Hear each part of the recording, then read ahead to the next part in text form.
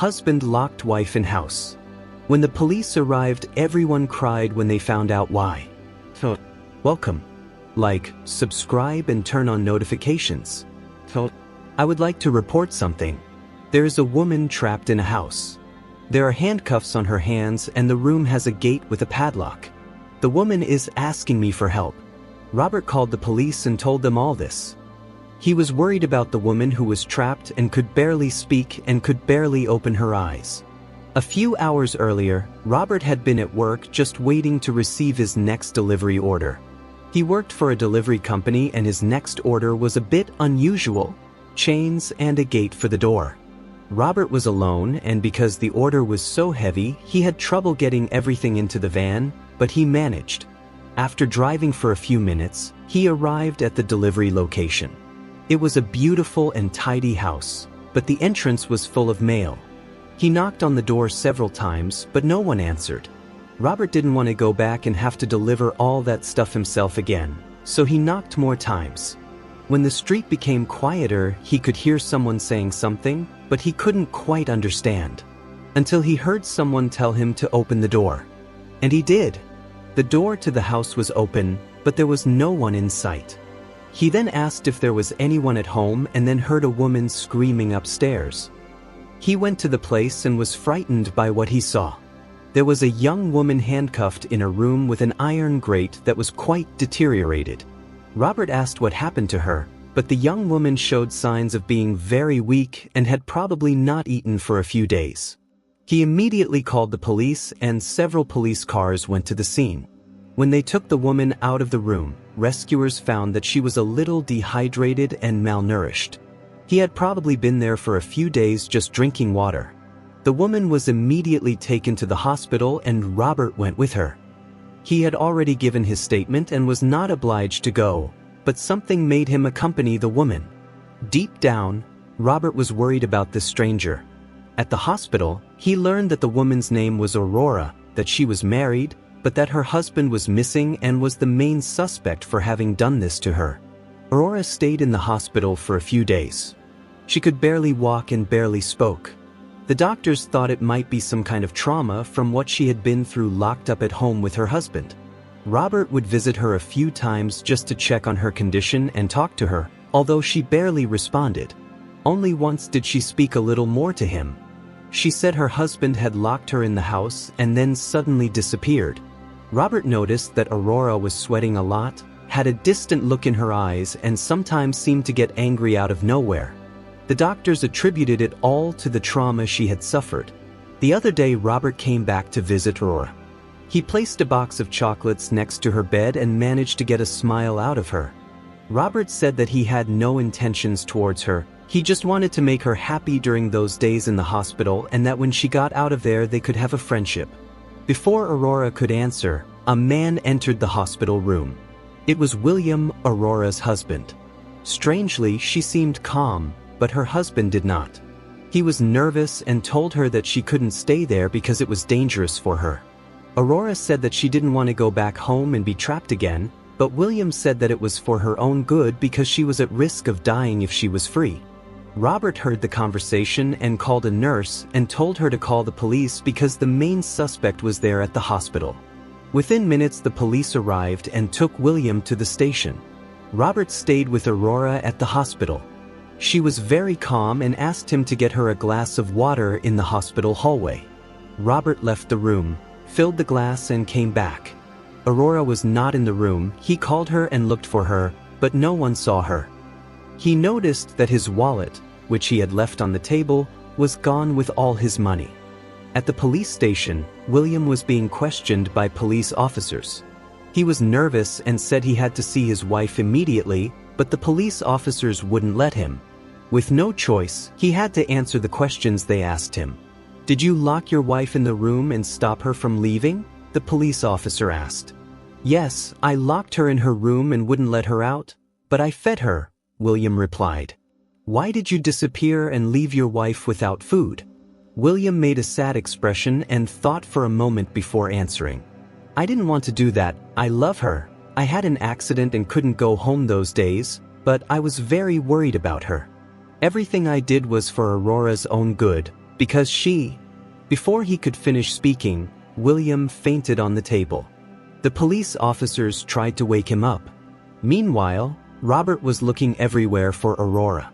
While he was looking for the woman, his cell phone rang and showed a notification from his bank. A purchase had been made at a supermarket near the hospital. Robert went to the place but could not find her there. Even so, he continued his search and asked people walking down the street if they had seen a woman with her features. A lady told him that the woman had entered a dark area of the city, but that he should be careful as it was a very dangerous area. Robert went to the place and found Aurora talking to a tall man with a grim face. Meanwhile, at the police station, William had woken up, and even though he was pale, he said that his wife could not be left loose in the hospital because she was at risk. He said that he would tell the whole story so that they would understand. Years ago, William and Aurora started dating. They were both very young, but very much in love. The couple didn't have much money, but William did his best to make sure his beloved had everything she needed. Aurora was also looking for a job, but they had great news. Aurora was pregnant. The two were beaming with happiness. They had dreamed of becoming parents. In the months that followed, William worked like never before to provide everything for his wife and their future child. He managed to rent a bigger house, buy a car, and provide his wife with everything she needed. On the other hand, Aurora felt alone. Her husband was barely home and spent the day working. The day of delivery arrived, and it was not easy at all. Aurora lost a lot of blood and needed to receive blood. However, her son was born very healthy. It was only after 4 days that Aurora was able to leave the hospital with her son. William noticed that she was acting a little differently and that she was barely around her son. Concerned about this situation, he insisted that she see a psychologist to find out what was wrong. She insistently consulted a doctor. She was diagnosed with postpartum depression. Everything was very difficult for William and Aurora, but the main victim was the baby. After a long period of treatment, Aurora finally showed some signs of improvement. A year had passed and Aurora was now more attached to her son, but even so, she still showed signs that she was not doing so well. She had always dreamed of being a mother and could not understand why she felt this way. After that time, William had to go back to work a lot again, so Aurora was alone with her son at home. She was getting closer and closer to her son. However, one day she came back from the supermarket. Aurora was tired and hadn't slept for days. Her son and the groceries were in the car. She took out all the groceries and put them away. Tired, she took a shower and went to bed. The next day, she woke up with a fright. Aurora had forgotten to take her son out of the car. She ran desperately to see her son, who showed no signs of life in the car. She rushed him to the hospital, but the doctors could do nothing for him. The two were in mourning and grieving over the loss of their 1-year-old son, but the one who suffered the most was Aurora. She felt guilty for what had happened and was never able to forgive herself. A few years passed and Aurora was increasingly destroyed inside.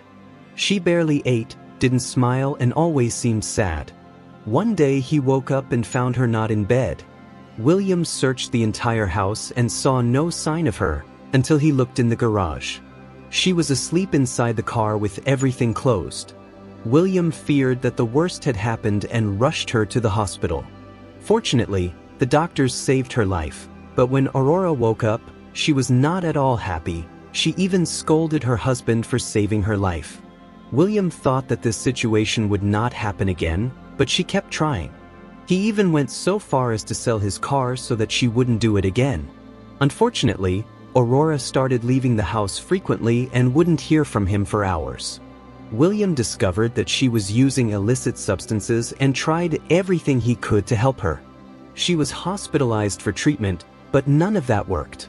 With no other choice and seeing his wife getting worse and worse, William took an extreme measure. He locked Aurora in her room.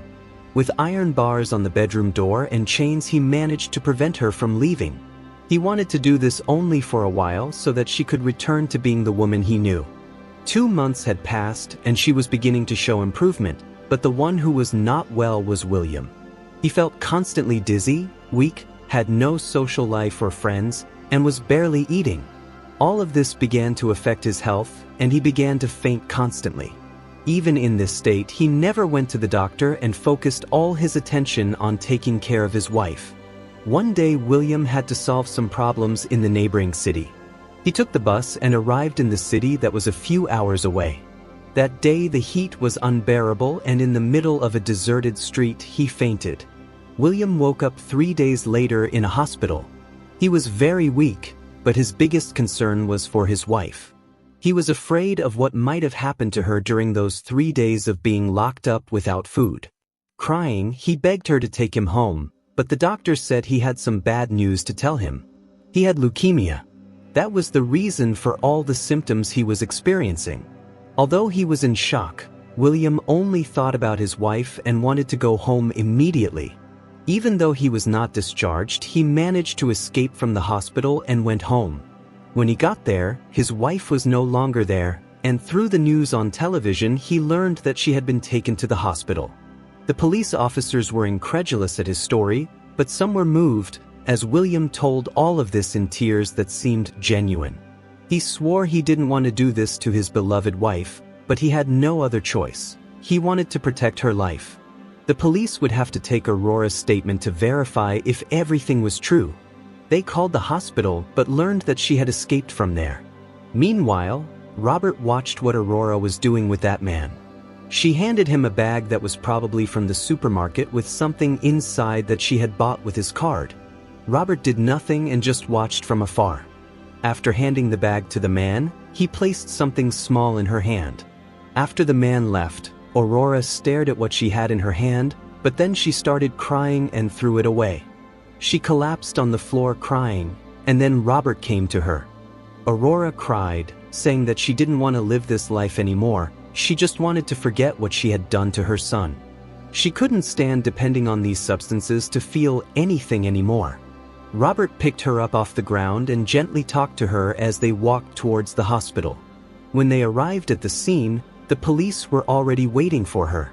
In a police car, they took her to the police station where Aurora saw her husband William, pale and distraught. This made her feel guilty, but despite everything, she understood that he did it for her own good, although some people questioned it. She felt guilty again, because she had destroyed her son's life and she did not want to destroy her husband's life. Aurora confirmed William's entire story and would not press charges against her husband.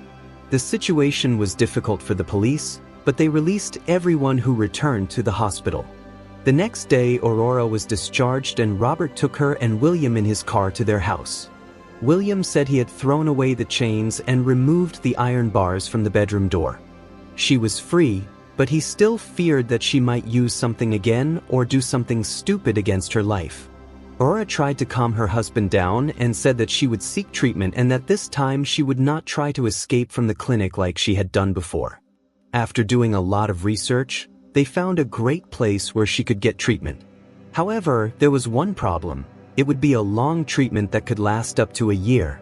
William was working and could not go to another city to be with his wife. In addition, she would be without a phone for a long time and would only send letters from time to time. Even so, the two chose this clinic. They said goodbye and Robert also went there to say goodbye. When Aurora got on the bus and left, William and Robert talked. The two maintained a friendship after everything that happened. "Aren't you going to tell her about your illness?" Robert said. "No, she already has a lot on her mind. I don't want to interfere with her treatment. I'm going to start chemotherapy tomorrow, and if God allows, I'll be cured before she even comes back." Aurora was hospitalized for a long time. During this period, she received medical and psychological treatment to help overcome withdrawal and treat her grief and guilt over what happened to her son. It wasn't an easy time. She had difficult days, but she always kept in mind what she did to her husband. This gave him the strength to continue and change as a person. She only spoke by letter with William. Everything was part of the treatment so that there was no trigger that could make her relapse. William always said he loved her and would be there for her. A year has passed. Aurora was eager to return home and see her husband. In the last 3 months, her husband hardly sent her letters, and she noticed that his handwriting was not the same. This made her worried, but what comforted her were the kind words that remained the same. She was ready to return to her husband as the person she always was. Aurora had overcome her addiction and mourning for her son. The pain of losing her son was still there and would never go away, but it was like a nail in her flesh. He would always be there, but she could focus on other things to forget the pain. After a few hours of traveling, Aurora arrived home. However, she was surprised to find that it was Robert who was there, not her husband. Robert said he had to talk to her. He told her the secret that William had kept from her for the past year. Aurora cried and for a moment feared that her husband was no longer among the living, but Robert calmed her down. He was alive, but he was hospitalized, as his condition was not good. The two went to the hospital, and when William and Aurora looked at each other, tears fell for both of them.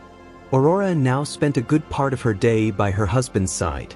He had taken care of her during the most difficult time of her life. Now it was her turn to take care of him. After a few days, William's immunity increased and he was able to return home and continue chemotherapy. Aurora was always by his side and treated her husband like a true king. The months passed, and even though everything was difficult and nothing seemed to improve, Aurora had faith that her husband would be cured and would escape this. Their faith was rewarded when one day they received the long-awaited news. They had found a donor that was compatible with William. The couple was happier than ever, and he was finally cured. After the bone marrow transplant, William was able to return to his normal life. Now the couple was inseparable. After everything they had been through together, William and Aurora were sure they would live together forever. 2 years passed. The couple was living one of the best phases of their lives. They were happy, had financial stability, and most importantly, they loved each other. But they wanted more. They wanted to have a child. For some time they planned to have another child, and one day the happy news came. Aurora was pregnant.